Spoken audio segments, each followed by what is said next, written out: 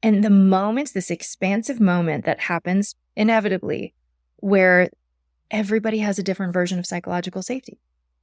And that light bulb that goes off. So for instance, this just happened where someone says, I don't feel psychologically safe because my boss used to come in and, automatically criticize or tell me what I did wrong. And I was always walking on eggshells and I never felt trusted or valued. And I was always nervous. Somebody else right after said, I feel so psychologically safe in this example because my boss would always come in and tell me exactly how he felt. I never had to guess. I always knew where I stood and it made me feel so comfortable and safe and trusted. Exactly the same situation. One felt safe, one didn't. And they're both leaders, both peers.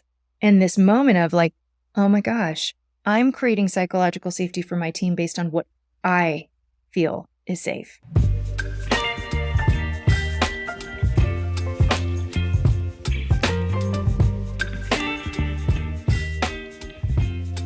Our guest today is an expert in cognitive psychology and interpersonal dynamics, helping leaders and teams increase performance, results, and fulfillment.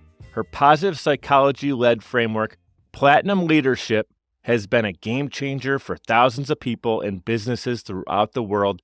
Welcome to the show, author of Spark Brilliance, Jackie Insinger. Thank you so much.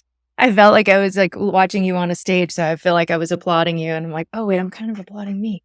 So thank you for having me. Thanks, Jackie. Hey, positive affirmations. Someday I will have a huge stage and a big live studio audience. And at that point in time, I'll have you back on for the second or third time, and you can run down with the lights and you can pick your song that you want right there. But for right now, we're doing this virtually. We got the whole world tuning in. And thank you guys for being with us, whether you're tuning in on YouTube, Apple, Spotify, your choice of podcast apps. As you see right here, Spark Brilliance, this beautiful book right here by Jackie, is crushing it on Amazon. If you check it out, you can see there's, I want to say, hundreds of reviews. You have a close to 5-star rating, I believe, about as good as it can get for an author. Thank you. I just wanted to congratulate you. Let the audience know too, guys. Check out Jackie's website, her book, her social media. I have it all linked for you in the show notes. It's clickable. You don't have to worry about spelling Insinger, even though it's just Insinger, like you would think. So, Jackie, welcome to the show.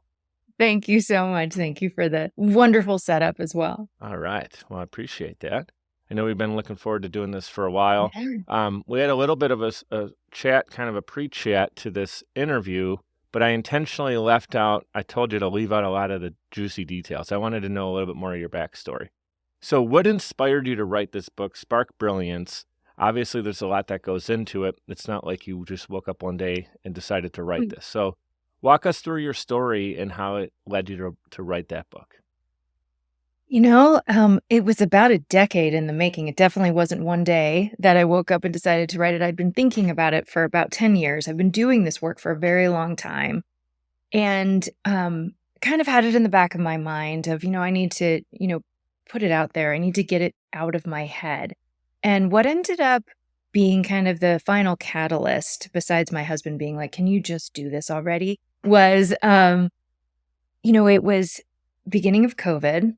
And interestingly, I was very nervous about, business stopping. I thought I'd be the first thing cut from a company's budget, right? This is excessive. Everybody's cutting budgets. And what was really incredible to see was how leaders realized how incredibly important it is to learn how to connect and communicate more effectively with your team in situations that were so stressful with so much unknown and anxiety and fear when we were all on lockdown right away, that instead of kind of things coming to a screeching halt, business started coming up and coming in so much more, at such a faster rate and pace that it was really fascinating and really exciting actually to see how seriously these CEOs started taking these relationships. And I don't know how to do this remotely. I don't know how to lead my team in this environment. I need help to keep people engaged and committed and knowing that they're valued. So that was a really interesting time. And so what was happening is I was doing all this work with these leaders and realizing that I was at capacity And people really needed to understand, how do we lead today? And I'm a data nerd, a research junkie. You've seen Mhm. that in my book. And, love the data and just consistently and constantly going into, what are people saying they need now? What do employees need now? How do they need to thrive? What do they need to stay engaged and valued and, lower these burnout rates and increase psychological safety in these environments? And so I was diving in and kind of refining all the work I've been doing over the years to the current state of the world. And so what I needed to do was get it out of my head and into a process that other people can use without having to bring me in. So that's what I decided to do. I'm like, I need to get this out of my head. I need to build a process from which I could build other leadership development programs, but start getting it out of my head in an intentional way that's scalable, that's accessible to other people. And that was the That was the catalyst. light bulb catalyst that Mhm. that that really drove the whole machine. And Yeah. here's the thing, I love that what you said there, it's driven by data, but also, you had to take action on it. It's one thing to gather all the data or the idea for your business or the fact you're gonna do it, and like you said, you got that nudge, that heart tug, but also the nudge from your husband too, and encouragement, sounds like. Yeah. You wrote the book and then you went and did it. But my question to you on that is, so it sounds like companies are bringing you in to help out with their leadership during very trying times, as we all know and lived it. The early pandemic, it sounds like when things were kind of haywire and people didn't know what their trajectory was going to look like in 2 years. So they'd bring you in, but you're one human being, so you could only serve so many. And now, did you bring kind of did you create something that could be sold to multiple organizations, like courses, or what did that framework actually look like? Yes, I actually have them right here next to me. Yes, so part of the intention was building an immersive leadership development program based Mhm, on all the current data of how to really effectively lead today. Really focused on that, retention, engagement, psych safety, like all the things we know people want right now. They want to, feel purpose. They want to feel valued. They want to feel that authentic connection. They want to feel that psychological safety. All these concepts that mhm, are so fuzzy, they're concepts. And leaders are like, especially traditional leaders were like, I'm going to give you a promotion and a raise, right? And mhm. that doesn't work anymore, especially in this hybrid remote environment with 4 generations in the workplace. Things have completely shifted and people leave if they don't get these feelings, these concepts Yeah. given to them. So that's where I built this program. It's called Spark Brilliance Leadership Accelerator. And it's a very intentionally designed, actionable program to simplify the messiness of all of this and take these concepts to a place that you can understand them. And then how do you act on them? So you do the work Mhm, yourself as a leader, and then you implement with your team in between in this kind of drip system until the results um, are these changes of, mhm. psychological safety going up 53%, burnout going down 34%, belonging, which is a huge measurement right now, going up 68%. So all of these really great things that we know we need to see are happening when you know what to do about them. Yeah, that's awesome. Now, do you have a sweet spot or an organization size? Is it an employee size? Is it a revenue that kind of your model seems to really work the best for? Or is it just any organization that wants the Spark Accelerator program can get it? It's really a great question. And when I first launched this specific program, I was looking to see what is the niche for this and really kind of doing a lot of research around that. And what I found is there's a sweet spot where you see the quickest change, yet leadership is leadership across the board. So, Mhm, for instance, like I'm working with the executive leadership of Outward Bound, right? So a company like that. Then also some really large energy companies. Then a group of administrators from a charter school group. Then we've got, regular, more standard, direct to consumer companies or B2B and service based and software and technology. So interestingly, like all these different types, and then some really monster sized companies, and then some small startup companies like 150 people. yeah. But where I see the craziest, fastest cascade of change that you get in like a full-blown culture shift really quickly and see results is that mid-sized hyper-growth company Mhm, where they're experiencing people issues for the first time. mhm, And generally people are promoted because they're excellent at their work, and you get a lot of people moving into leadership positions because you're growing so fast and they're great at what they do. And then all of a sudden, you're at this size where you're experiencing these people challenges, and nobody's been trained on how to lead people. They've been trained on how to manage things, but not mhm, lead people, right? mhm, So that's where we have this quick almost like a triage that's sustainable so they can keep their growth continuing. Because when you're in hyper growth mode, when the people issues start, things can crumble. And the Yeah. foundation isn't there to continue growth and continue to sustain the growth at that Mm. pace and at that scale. So that's where you come in and you can really help see a huge quick change in the people challenges for them to keep that growth. Yeah. That's awesome. Can you share maybe a success story without giving away, maybe the company if they want to remain private or whatnot, but just a story where you saw some like just this great breakthrough moment where you were a big part of it? Yeah, I mean, so there's like the larger things like these big stats where companies are really trying to get engagement or lower retention. And, there was a lot of high retention or high turnover rates in one of the companies I was working with. And, we're in round 3 of the program with different leaders right now. And what was interesting is once these leaders learned how to lead their people, nobody on any of these leaders' teams have left from the people going through the program. And so what Hmm. they're learning is really how to effectively lead people today. So that was a huge turnaround because the cost of turnover now is about 2.5 times somebody's annual salary. Wow. So when you add that up, it's really nuts, right? Like 2 people at $100,000 salary leave, that's a $500,000 loss to the company.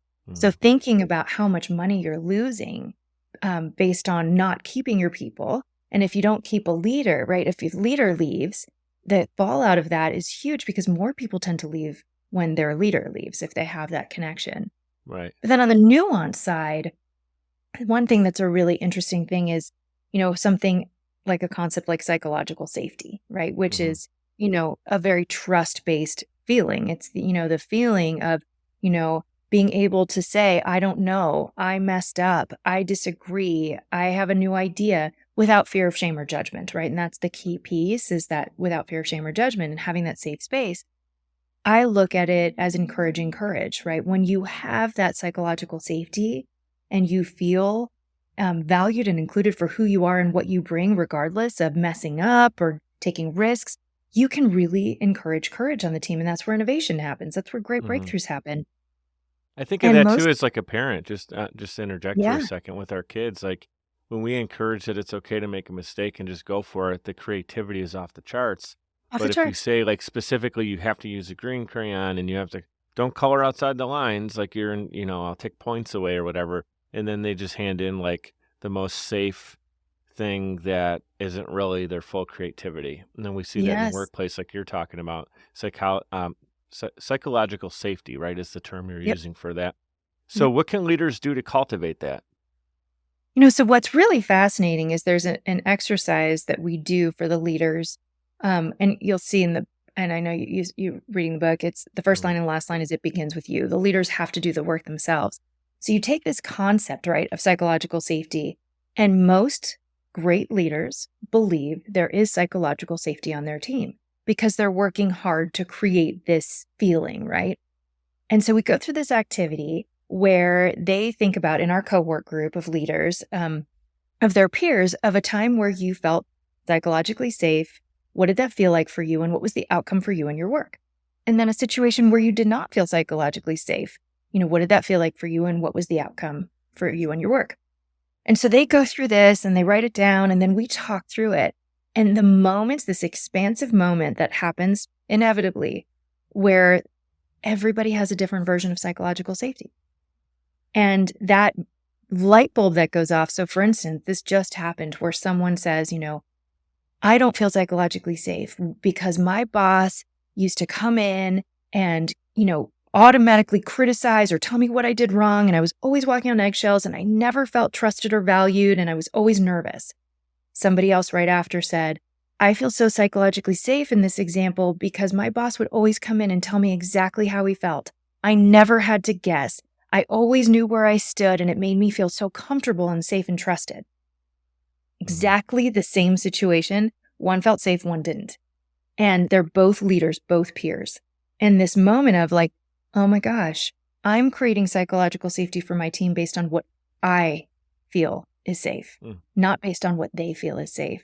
So then it becomes from there. It's like, okay, now we know what it looks like and feels like, and we know that it's different for everyone. So then we go through these activities of how do we then understand what it looks like and feels like for our team so that we can create that for this particular group of people. And so that's where then we can action on it for specific actions to take. Yeah. Anybody who knows me knows that whenever I discover something that I genuinely love, I feel responsible to share that with the world. And so what I recently discovered is called Magic Mind. Have you guys seen this stuff yet? Magic Mind Productivity Shot. Here's what I love about it. In this is nootropics, matcha, adaptogens, and vitamins. And I can tell you, I've been in the deepest flow state that I think I've ever been in as a business owner, especially. I mean, it's been years since I feel like I can sit at my workstation, just lock in on email, on podcasting, on client work, on my team, right? And I just feel it's like I'm big into sports. You guys know I love football. It kind of feels like in the fourth quarter when everyone else is stressed out and trying to, the clock is ticking, we're running out of time, everybody's panicking, right? And that's when like the greats can kind of separate themselves. It's like that starts to feel like it's slowing down for me. So I get to do more things. I can think more clear. And all I'm doing, the only thing that's been different in the last couple of weeks is taking Magic Mind. So I'm going to go ahead and do that right now. Boom. I just love it. First thing in the morning when I start working is take that productivity shot right there. But here's the deal. That flow state, it's the best way I can describe it, is something where I just feel locked in and a lot longer than usual. Like you might feel that way when you have your first cup of coffee and it wears off really quick. This stuff lasts, for me, hours, right? So and there's no crash for me. I'm just telling you my personal experience with it because I love it and because it's something that I have benefited from personally. I want to pass that along to you. If you're watching this on YouTube, go down into the description. If you're listening to the audio, go into the show notes and you'll see I have it linked right there. You guys can save 20% off. Then type in promo code MIKEDUP20, MIKED up 20, and you'll save 20% off.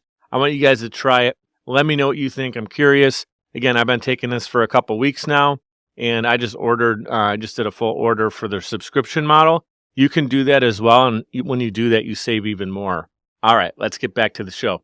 So that just goes to show the importance of one-on-one time with your direct peer, with your direct, call it manager, whoever it may be, the leader in that organizational structure. And a lot of times I know that leaders will try to, and I think it's good too, to get the group together, roll out a new plan, a program, something they're selling, a new product, and then you have the team meeting and then everybody kind of breaks and goes and does their thing.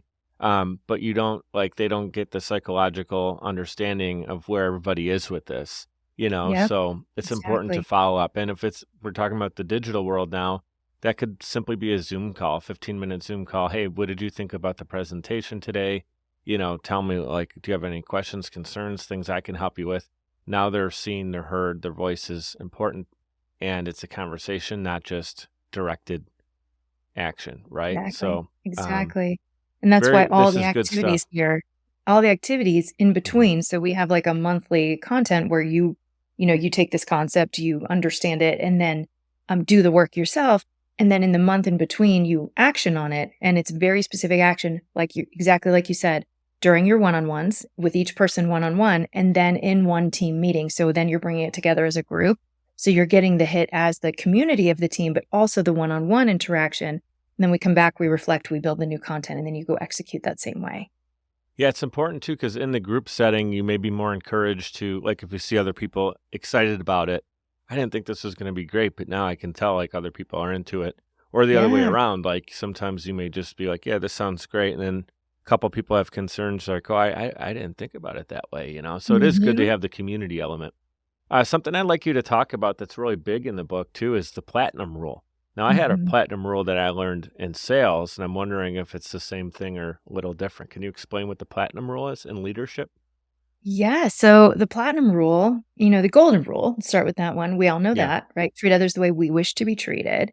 And I think that's great for a guideline for what not to do, right? What things are off limits, what's inappropriate. But in real relationships, real interpersonal dynamics, it doesn't really work, right? Because who's to say, Mike, you want to be treated the way I want to be treated? Right? I know for sure that my kids don't want support and feedback the same way I want support and feedback. We don't all want the same things. We're all unique. We've identified that. We talk about that, but we still assume people want to be treated the way we want to be treated. So the platinum rule is treat others the way they wish to be treated. Yeah, that's how And I that learned it. is, yeah. Yeah. And that's the way to have the most meaningful and effective relationships is we treat others the way they wish to be treated. So that's the mindset shift that I believe is the foundation to start great leadership. It's just flipping from the golden rule to the platinum rule. Just with that example, same thing as psychological safety. We're treating people the way we want to be treated. We're creating psychological safety in the way that we see it, right? We give feedback the way we want feedback. We support people the way we want to be supported. Best of intentions. We could have the best of intentions doing all of those things, but it can completely backfire, right? Studies show now, a big study by Forbes showed 66% of people overall and 76% of millennials say they'll leave their job if they don't feel valued by their manager. So the way you feel valued might be very different than the way I feel valued. And if I'm going to leave, if I don't feel valued and you don't know how I feel valued, you can value me the wrong way and I'm out, right? So it's this feeling of it's so important now to figure that out as a leader because that is the greatest cause of turnover. People want to feel valued and seen and heard more than anything else, more than money. Yeah. Mic drop moment right there, Jackie. That's awesome. And it's super important, and it goes both ways. It's the company's organizational structure. The platinum rule applies within. And then the way I learned it was in sales is that you apply it when you're working with a customer, a client, someone walks into your storefront and or you pick up a phone or you're on a Zoom call. If you treat everybody the way that you want to be treated, and I'm not educating you on this because you know that I'm speaking to our audience here. If you maybe haven't heard the platinum rule before, think of it if you're in sales. Like if somebody is in front of you and you're now pitching a product or service and you're thinking, I love to know everything about every product. I'm going to get a new iPhone today, for example. This is true. And if the salesperson, is too quick and it just, this is the price, this is it, let's get you in and out, it's not going to work for me because personally, I really like to know the details about things, but not everybody is like that. And so what I learned is like if someone comes in the store, at the time I learned the rule, it was actually a retail store. I was a store manager for Sleep Number. And I learned that there's kind of like 4 different people. There's the director. So if someone comes in the store, they just want the information real quick. They're ready to purchase. You don't need to take them on a 2-hour journey to get to this. Like they're ready to rock and roll. You start going into too many details, you lose them, like you said, they'll walk away. There's someone who's more the socializer. If you're just not really hitting it off with them socially, they don't connect with you, they don't feel valued, like you said, the key word being valued, you'll lose them. There's the relator. If they're not, it's very similar to the socializer. If they're not really, or if you're not relating to them and understanding their needs, they're gone. And then there's the analytical thinker, which is like me. So they come in, they wanted to know what the foam is, what it's made out of scientifically. Why did they choose to put chilling into the memory foam, like a cooling element, all this stuff. And I had to know everything, which I did. And those people were great because they were, by the time we got to the proposal, they knew everything they needed to know, right? So, but there's 4 totally different people and their values were totally different. If I sold the way that I wanted to be treated, I would have not been as successful as I was. So I share that with you, Jackie, really with the audience all hanging out with us right now, because you just gave the platinum rule for businesses, for their teams, and then it also works for sales. And families. Oh my and goodness. families. Oh, for everything. Yeah, it's not all just relationships. Yeah, when you Yeah. start asking these very basic questions, the questions that we overlook, right? Just what would help you the most right now? How could I support you best right now? What would you need right now from me that could make this any easier? Is there a way I could have said this that would have landed any better? Right. And just asking those questions, we don't ask them. We just think, oh my goodness, this person's, let me do what I think would be helpful to them. Like I want to help and support them. I'm going to do this. Right. And I think there's such a strong message in just asking. Yeah. It's what is it? The 5 love languages. I know a lot for men. A big one is respect. And that's what it was always when I was married. It was like, I didn't really need all that much. I just really wanted to feel respected. If I worked hard that day, like you don't have to hear my whole day, but if you want to, I'll share it with you. But I just wanted to be respected for like the things I did. And and and there's other things too, like just saying, some people are more verbal, more physical, some, whatever it is, but it's really important to know your partner and how they communicate and what their language is. So, obviously with business, it's different, but it's that same idea of really understanding what other people value, and it could be totally Mhm. different than your own. So Oh, yeah, that's and really good stuff. it's so neat when you start asking. So many of these leaders come back and say, like, they're a little, hesitant that their team's gonna feel like this is really soft or fluffy because there's a very specific list of questions when we get started for them to ask their direct reports. And they come back, they're like, "Oh my gosh, this group, they loved it." They're like, "Wow, no one's ever asked me that before. No one's ever asked me how I like to get feedback. No one's ever asked me, what energizes me the most about a project. No one's ever asked me these things." And some of them are like so excited to dive in and tell. And some are like, "Can I have a few minutes to think about this? Like, can I get back Hmm. to you tomorrow? Like, I really want to give you the best answer, for me." But there's nobody so far that's like, "This is stupid." Like, Right. people love feeling important, right? They're not just the product. They're the Yeah. person behind the product.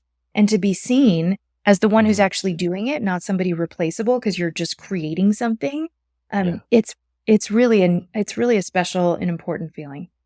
Well, I think the key to it is it's got to be authentic. Everything in life, Yeah. right? When it's authentic and you're not doing, like, if a manager came over to me and they're like, "Oh, so, Mike, tell me about the things that are important to you because I really need to get to know you. How was that movie you saw Saturday night?" And you're like, "I know he doesn't." Now I start to answer the question. Yeah, I took my daughter to see the new Ninja Turtles, and then they're on to the next thing. They weren't even listening. They're just checking their boxes of I'm doing the platinum roll. So of course that Mhm. doesn't work that way. Like it has to be authentic. And that actually is a little segue into my next question. So, in the book, you mentioned building authentic connection culture, and how Mhm. can leaders, you really touch on how leaders can foster that type of culture within their teams. Can you open up a little bit about that? Yeah, and authenticity, like you said, things don't work unless there's authenticity. And a study, big Microsoft Work Index study, showed 85% of people say the number one thing they want from their leader is authenticity. And again, Yeah. it's one of those things where you're like, yes. And then if you ask later, what does that mean? Hmm. Huh, I don't know. Does it mean that I always speak my mind and I'm transparent? Does it mean we get a really personal connection? Right. Again, these concepts are so cloudy. And so, but authenticity is what people want. They want people to be real. And I think as these new generations come into the workforce, it's more and more important, right? Tied to that purpose, tied to that authentic connection, tied to Hmm. being seen and heard and valued. Like, I want to matter. I want a sense of significance, and I want you to know me for what I bring, right? So it's really shifting in the world so much. And when we're hybrid or remote, it's much harder to connect, right? Hmm. I always talk about the magic happens in the moments, not in the meetings. So in those moments throughout the day, when you're walking down the hall with somebody, when you pass them on the way to the bathroom, when you are walking to your car, when you're leaving a meeting or you get to the meeting early and you're sitting in the room talking, that's where the magic happens. That's where connection happens. That's generally where great ideas come from, right? Yeah. Not from an agenda. And so you really have to go out of your way and be intentional about creating authentic connection. So whether it's building it into the beginning of meetings, building in like gratitudes or some kinds of, icebreakers is a very it's a controversial feeling because a lot of times even just the term brings up a feeling of like forced and uncomfortable and inauthentic. So I always call them check-ins, like coming up with a meaningful check-in question where people can share things about themselves and Right. connect on things outside of work. And it doesn't have to be this big, deep dive into who you are. It could be just, what did the 10-year-old you want to be when you grow up?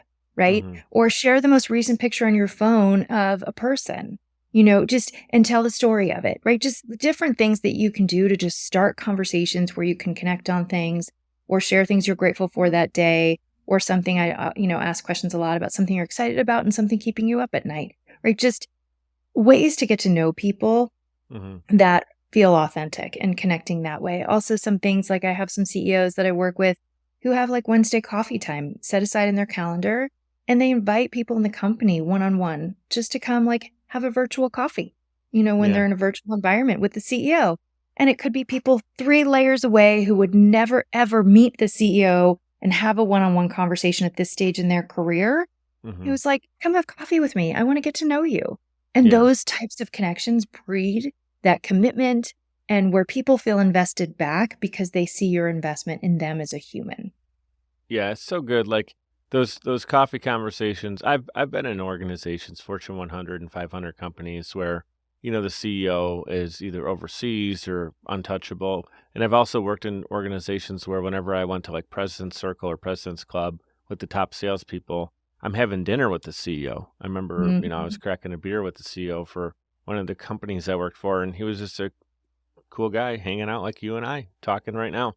And I appreciated that. And it's like, when you're doing the tough work throughout the year, and you get to know someone like that, you can appreciate like when an email comes out and it maybe doesn't seem right to the workforce, but you're like, okay, I know that this guy probably had a really tough decision to make to do this. It's not Mhm. like, again, he woke up and was like, I'm just going to, tick off 10,000 people right now.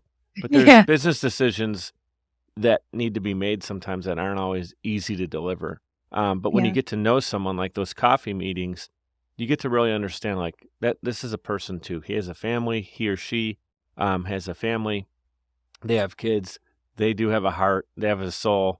Sometimes people can feel a little soulless way up Yeah. at the top, but they it's not always true. I think there's a stigma there in these coffee meetings. It doesn't have to be coffee, but just, getting to know somebody or having that opportunity is super valuable, because it allows them to be more real and authentic. And it goes both ways. Like the employee becomes more real and authentic. I think that's why that show Undercover Boss is so popular, because the CEO gets to see the authentic employees that make the company. And then the employees, after they understand, oh my God, that person was undercover, like they're actually pretty cool. They're just like you and I, and they get to Yeah. understand and have a different appreciation. Or you get to see the CEO goofing up a lot, and you're like, oh my God, like he's human too, or she's human too, right? I've So never watched that show. I need to add that to my list now. yeah, yeah, it's a really cool show, and I have the opportunity right now. I'm editing. I'm the executive producer for one of our clients, Thrive More Brands, and the host of the show is Roger Martin, and he's business partners with Jeff Duden, who is one of the first episodes of Undercover Boss. He was the CEO Oh, of one of the companies back. That probably came out 10, maybe 15 years ago. So I'm going to oh, have it's been Jeff out on for my long. yeah, I'm gonna have Jeff on my show at some point to kind of get the scoop on how they put that show together. I know this interview has been flying by. What we're gonna do Mhm. real quick is take a quick time out to give our sponsors some love, and we'll be right back with Jackie. Podcasting is a great way to engage with your audience and stay consistently relevant. The only problem is you don't have the time or desire to produce your own show. You simply want it done for you, and that's where Social Chameleon comes in. All you need to do is press record and upload the files. We'll handle the rest. From planning, production, post-production, distribution, and digital marketing, we have you covered. We realize that times are tough and funds are tight, and Social Chameleon believes in building supportive business relationships. By clicking on the link in this promo, we'll provide you 7 free podcasting tips to get started, as well as a free 30-minute online consultation. This is the perfect opportunity for entrepreneurs, keynote speakers, industry experts, influencers, and anybody who has a personal brand. With Social Chameleon, we help you build a brand that is out of this world. We're ready and waiting, so what are you waiting for? Click on the link to get started today. Hey guys, it's Mike. I'd like to give a proper shout out to Navigator Bookkeeping. Look, for a long time, I ran my business without really understanding the full financial picture. I used my gut and my bank account balance to make decisions, which led to some poor choices and constant stress over my business's finances. I knew something needed to change. At the beginning of 2021, I made a decision that helped pave a more clear path for my business. I started working with Navigator Bookkeeping. Since then, my bookkeeping has been handled for me. I now understand the full financial story of my business, making important financial decisions much easier now, and it helps me plan for where my business is going.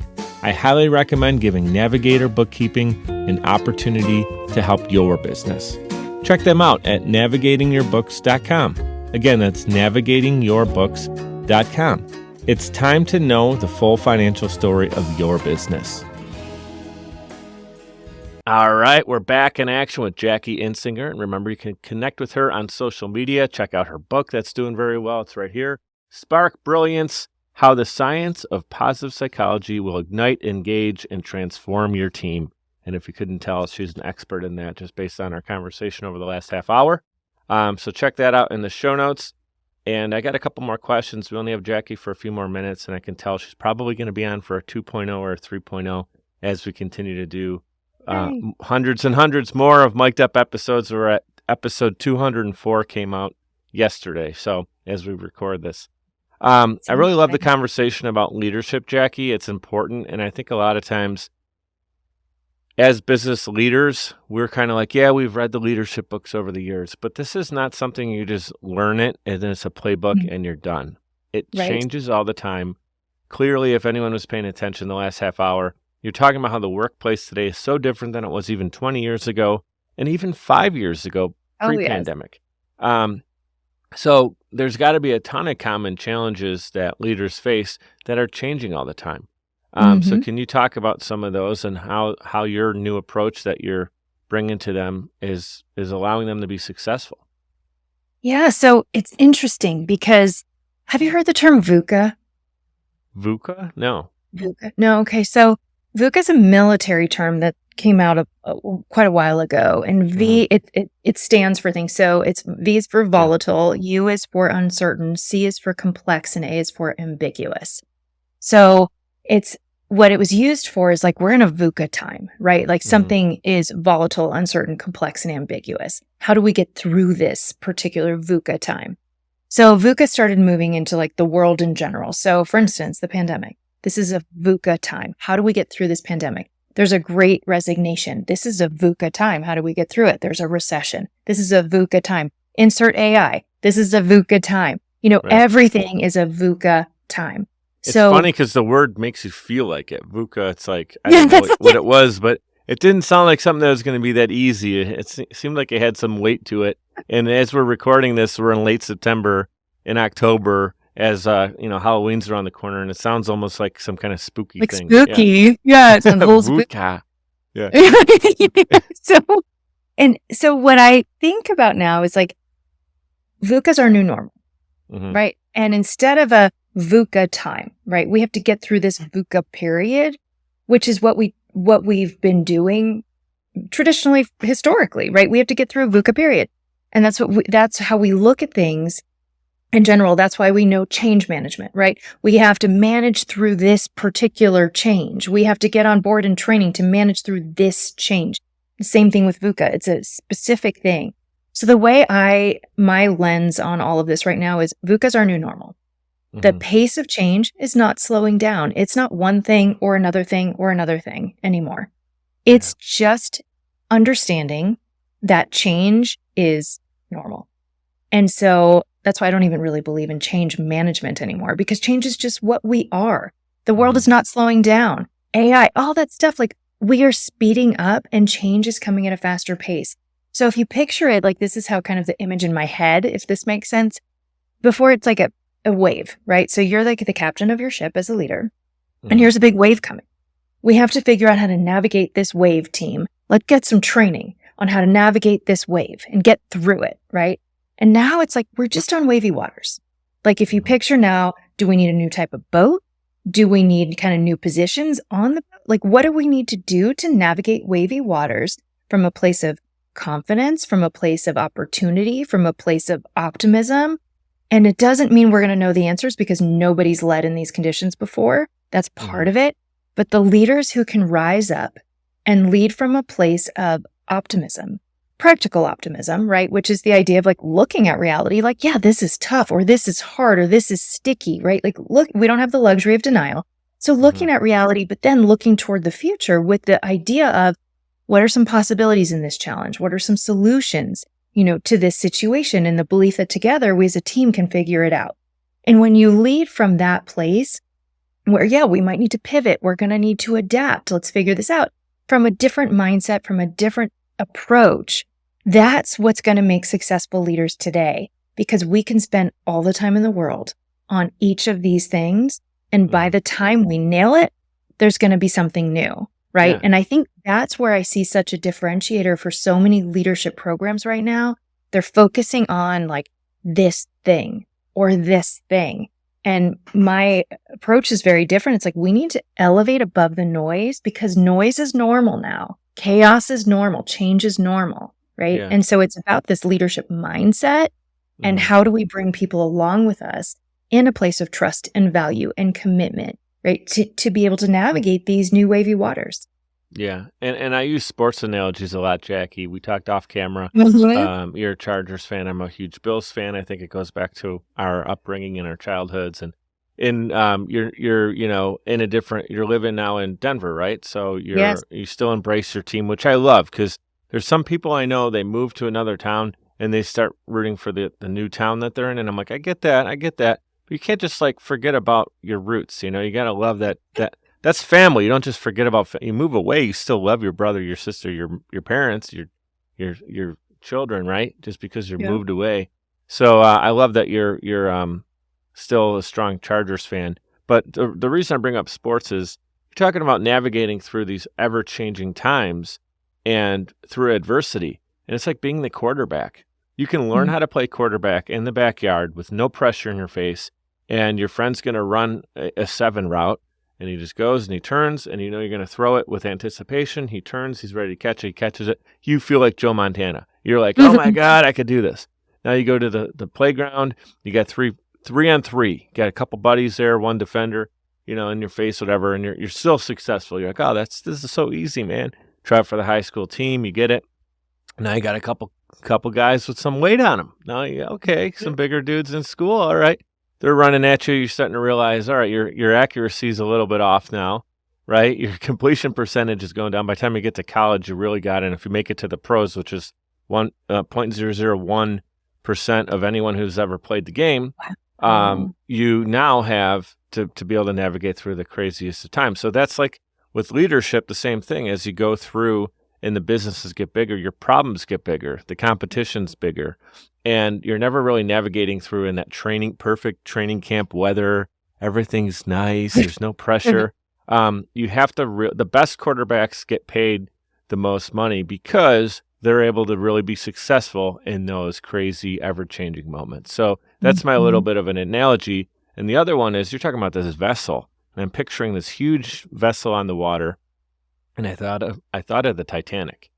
And Mm. if you remember in the movie, well, in the real story as well, the captain was ignorant, right?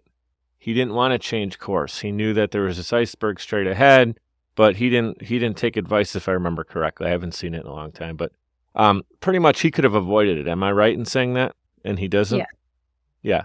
So that's the same thing with business. You get this ignorant, maybe they're cocky, or they're in over their head, or they think that everyone else is telling them you got to use AI and do all this stuff, and they're like, I've been doing this for 35 years this way. I know what I'm doing.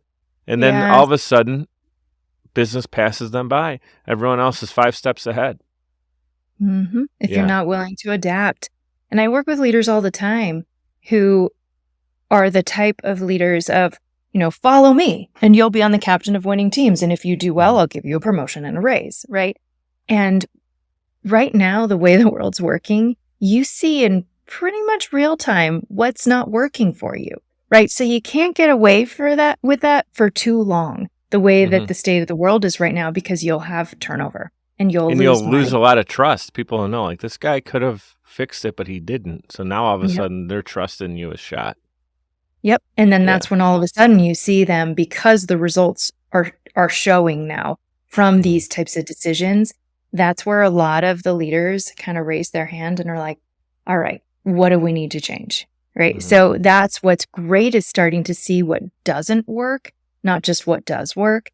So that hopefully leaders will then get on board and say, what do I need to do? Because the workplace is different and it's Yeah. not going to change with me. I have to change with it.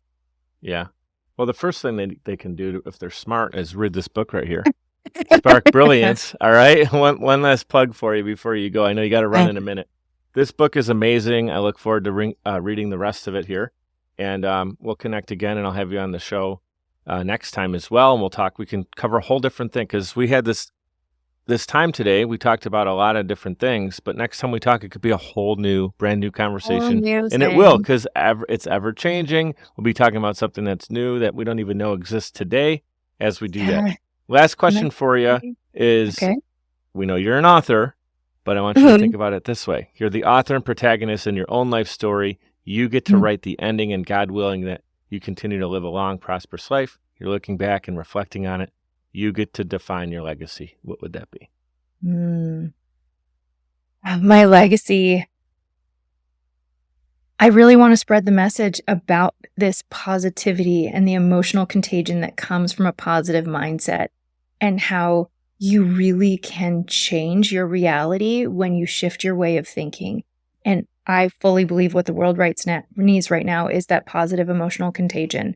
And I think if we can cascade that out and take that power to cascade that out through kind of this movement of sparking brilliance and sparking positivity, that if I can have part of that legacy by doing these trainings that inevitably do that, and more keynotes and spreading that message, I will hold on to that dearly.